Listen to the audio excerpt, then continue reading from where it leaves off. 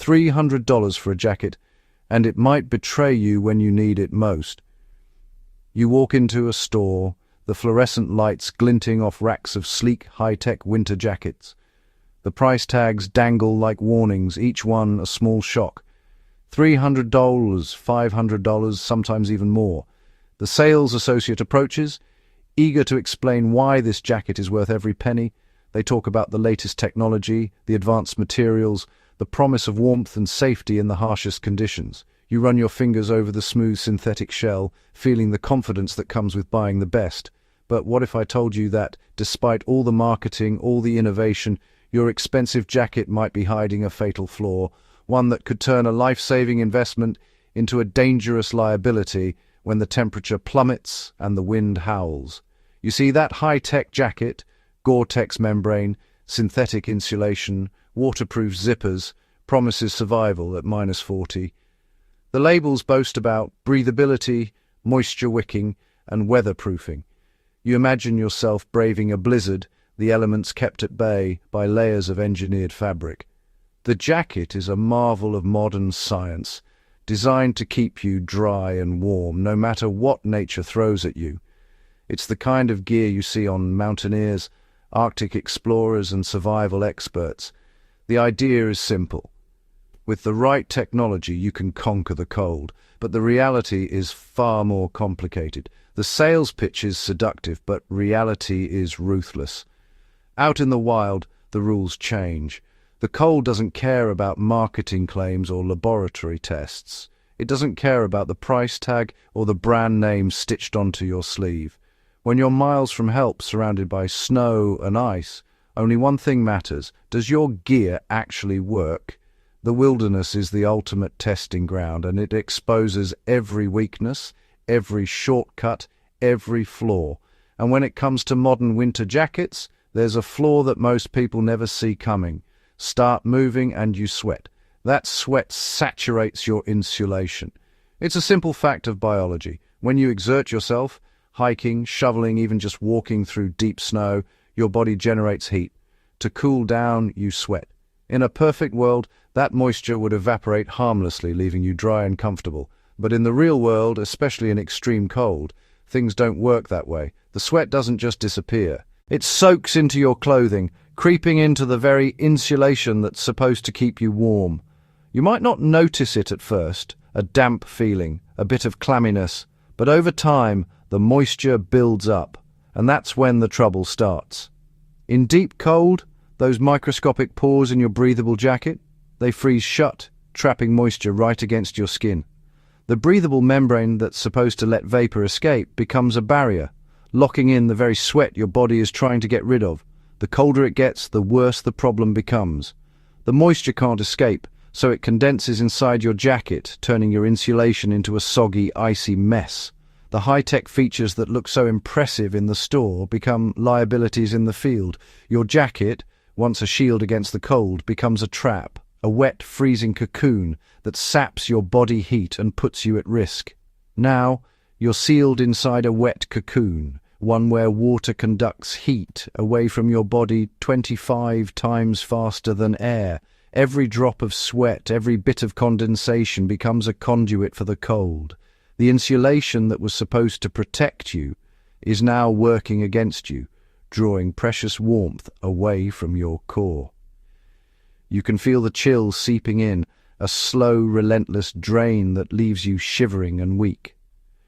In these conditions, even the best synthetic materials struggle to keep you warm. The more you move, the more you sweat. The more you sweat, the colder you get. It's a vicious cycle, and it can turn deadly in a matter of hours. Stop moving, and hypothermia creeps in. Fast. The moment you pause to rest, your body's heat production drops. The wet insulation clings to your skin, pulling warmth away and replacing it with a bone-deep chill. Your fingers go numb, your muscles stiffen, and your mind starts to fog. Hypothermia isn't just a risk, it's a certainty if you can't get dry and warm. In the wild, there are no second chances. The cold is patient, and it always wins in the end. All it takes is one mistake, one overlooked detail, and your high-tech jacket becomes a silent killer. Meanwhile, centuries ago, a medieval peasant in Novgorod stands watch in the same cold, wrapped in layered wool and fur.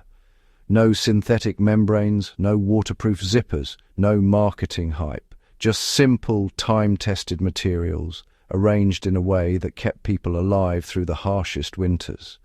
These peasants didn't have the luxury of failure. Their survival depended on clothing that worked, day after day, year after year. They faced the same biting winds, the same freezing temperatures, the same relentless snow. And yet they endured, thanks to a clothing system that modern technology still struggles to match. Wool absorbs up to 30% of its weight in moisture, never feels wet, and always insulates. Unlike synthetic fibers, which lose their insulating power when wet, wool continues to trap heat even when it's damp. The fibers wick moisture away from your skin, spreading it out so it can evaporate gradually. You stay warm even if you sweat. The outer layers, often made of fur or thick woven wool, block the wind and shed snow, while the inner layers manage moisture and maintain comfort. It's a system built on centuries of trial and error, refined by generations who knew that their lives depended on getting it right. Their clothing system breathes, channels vapor outward and traps warmth close. The layers work together, each one serving a specific purpose.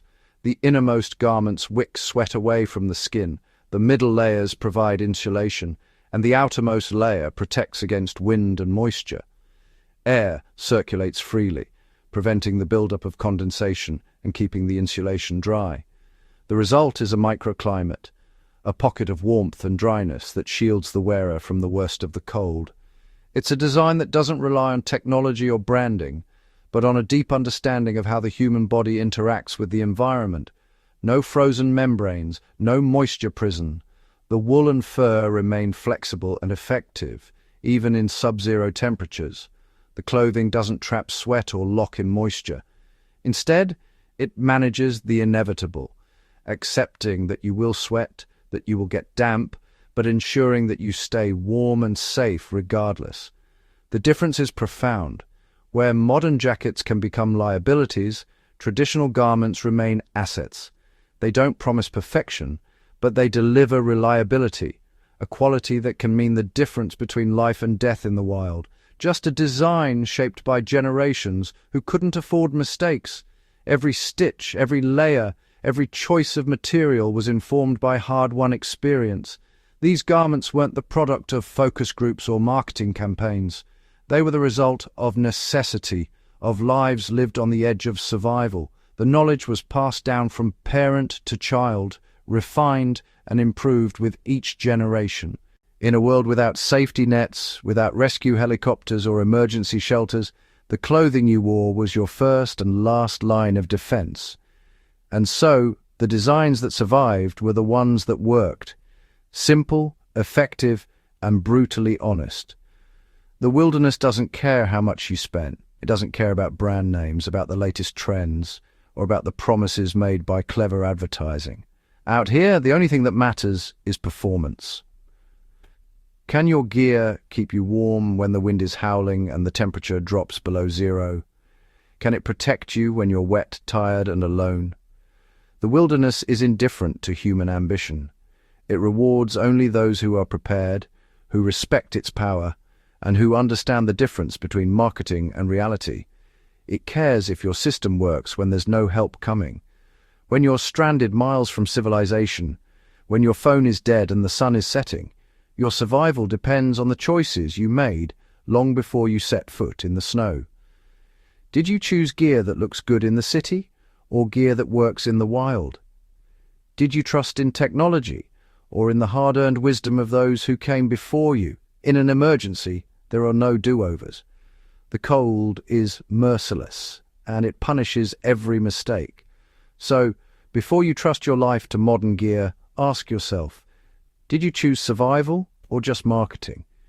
It's easy to be seduced by promises of innovation and performance. It's easy to believe that the latest technology will keep you safe. But history tells a different story. The people who survived the harshest winters weren't the ones with the fanciest gear. They were the ones who understood their environment, who respected the cold, and who relied on systems that worked. The next time you shop for a winter jacket, remember the lessons of the past. Look beyond the labels and the hype. Ask yourself what really matters when the temperature drops and the snow starts to fall. Subscribe to Warpath and Wilderness for more cold truths, where battlefield history meets survival, and the past just might save your future. We'll explore the gear, the tactics, and the hard lessons learned by those who face the elements with nothing but their wits and their will to survive, because sometimes the best way forward is to look back and to remember that, in the end, nature always has the final say.